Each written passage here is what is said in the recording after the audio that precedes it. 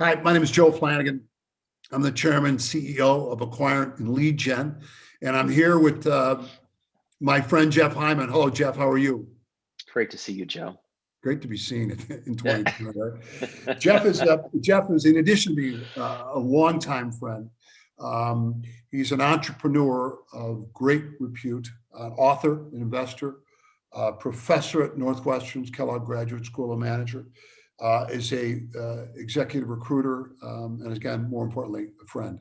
And someday I'll tell this audience how we met and what an incredible experience that was. But Jeff, you have spent a tremendous amount of time in your executive recruiting role, working with companies in sales, in the art of sales. You pump out a blog every day, and you talk about all this in addition to sales. What are people looking for in sales today? What are the coming from your clients that people who are looking for jobs should be thinking about? Across industries and across levels and geographies, there's a consistent theme, which is business is becoming more complex and more sophisticated, and therefore sales is becoming more complex, less transactional, more relationship driven. And still to this day, surprisingly, the majority of sales folks do what I call show up and throw up, which means they're so focused on making their solution or their product or service, whatever it is they want to sell, the answer to everything.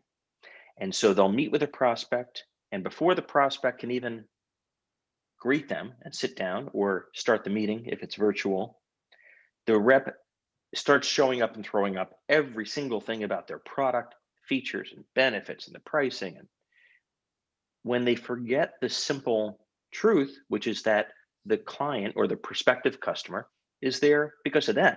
They're not interested in the sales rep or their product or service. They care about their problems.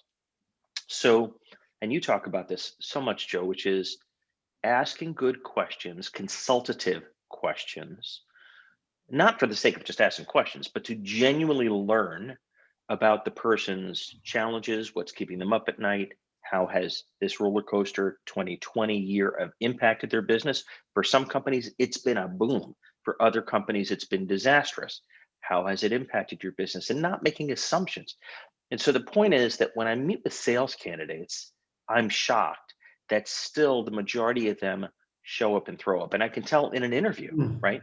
They just love to talk as opposed to listen, which I don't really understand, but that is what my clients, that's what CEOs, that's what heads of sales want, are consultative problem solvers. And PS, if our solution is not the right solution, say, look, we're not right for you, and introduce them to someone else. And they'll come back one day when it is the right solution. And you will have earned their trust. Trusted advisor. If you haven't read the book Trusted Advisor, you have no business being in sales. Yeah. Well, it's Jeff, that's the art of asking those good questions. And as you said, not just real questions with a genuine concern of the answers, because sure, they're going to tell you what sure. you need to know. And prospects don't buy because you ask them the question, how's your golf game, and tell me about your family. They buy from you because you genuinely care, which means you got to be not full of shit. You got to care.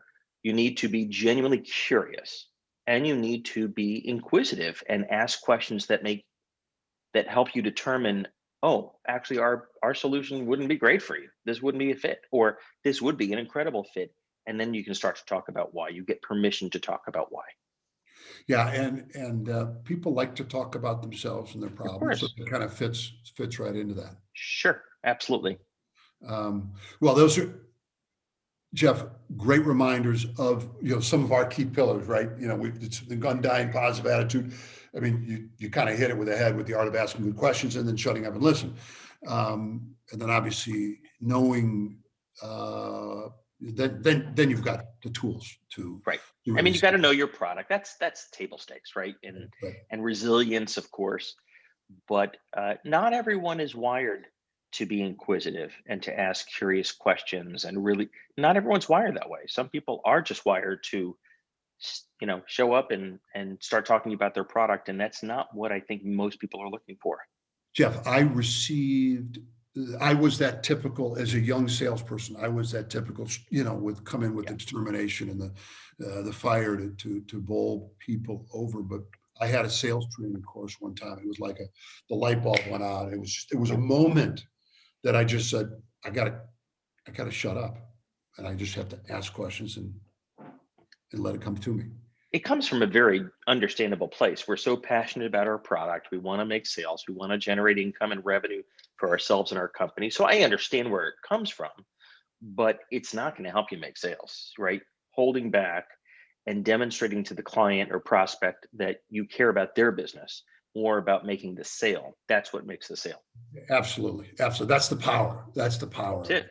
Yeah, so, hey, Jeffrey, thank you for the It's great always reminder and the lesson. And it is always great to see you. And I'm sure that we will be sitting in our Starbucks on Wacker Drive soon. I would love nothing more than that. All right, buddy. Stay safe. Make it a great day. Talk to you soon. Thank you.